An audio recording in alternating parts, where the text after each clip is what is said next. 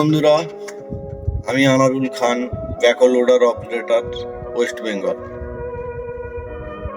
তো এখন ওয়েস্ট বেঙ্গলে যে হিসাবে গরম পড়ছে, আগামী দিনে মনে হয় না যে মেশিন আর চালানো যাবে। যারা ওয়েস্ট বেঙ্গলে মেশিন মালিক আছেন তাদেরকে বলছি, আপনারা যখন মেশিন নেবেন এখনকার সময় এসি মেশিনই নেবেন।